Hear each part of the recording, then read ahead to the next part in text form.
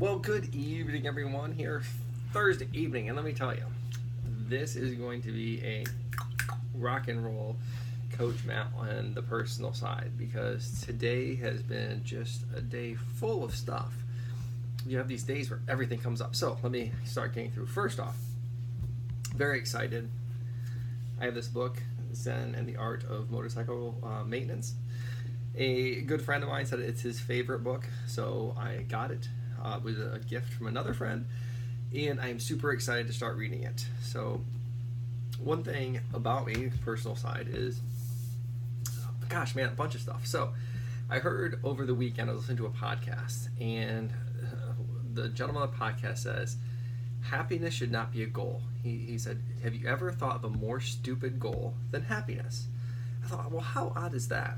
But he made the point, of course, that happiness is a feeling, and feelings change. So if your goal is something that changes constantly, it's stupid to have it. You should have kind of a fixed goal and you work towards it. So I thought, wow, that was really, really interesting and somewhat profound, because most people like say, oh, I want to be happy. And on the podcast, they were talking about, you have something that you're doing, whether it be a job or a training, or, you have something you're working towards, and the happiness is in the progress towards that goal. Which also flips back to last year when I was reading, what was it called here? Purpose-Driven Life. The Purpose-Driven Life, there was a chapter that basically totally changed my life, and it was, you have to find happiness in the mundane, or the happiness in serving other people. And the example they gave was, doing dishes. It was, when you can find happiness in the fact that you're doing dishes, it's not fun to do dishes. But it was finding happiness because doing the dishes is a service towards your spouse or your child or your family or whomever, your roommate. So it was the fact that the joy was in that act of service. So that's super profound. And then this weekend, happiness is a stupid goal. I was like, whoa, shocking. So I don't know how that segues into the book that I'm going to start reading, but I'm super excited about reading that book. So that's all happening today. Plus, I've gotten feedback, a lot of great feedback. People who've been following the daily task videos, I've heard, and they were excited to tell me they vacuumed today, and it was exciting. So that makes me feel good. And then a wise friend of mine said to me months ago, he said, be careful being the nice guy. He said, because if you're always the nice guy, and then you do something normal, it's so out of character that it seems like it's extreme.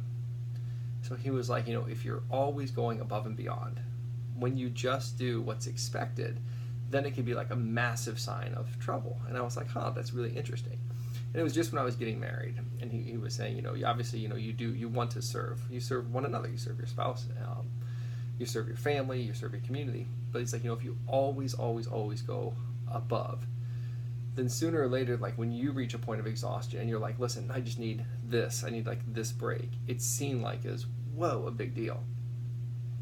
So even at that, it took me a long time to kind of figure that out. And the reason that's important today is, long day, a lot of stuff, going on. And it was just one of those things where I was like, I typically always cook the pasta. Pasta dishes I cook, right? I can make that. Boil water, insert pasta.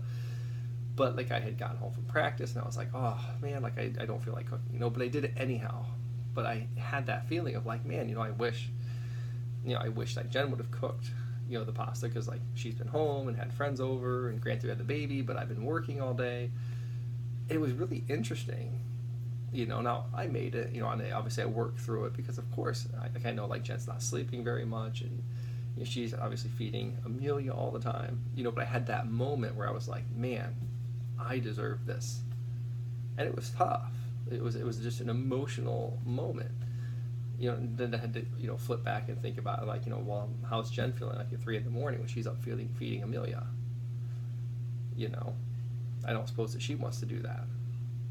So all that going on. So it's just been a whirlwind day of tons of stuff. So these are all just things to think about. These things all go through my head. So I'm cutting it here. It's got to be 5 minutes, so I'm trying to get this good. But such is the life, right? Now you know a little bit more. There'll be more tomorrow. Thanks for listening. Bye now.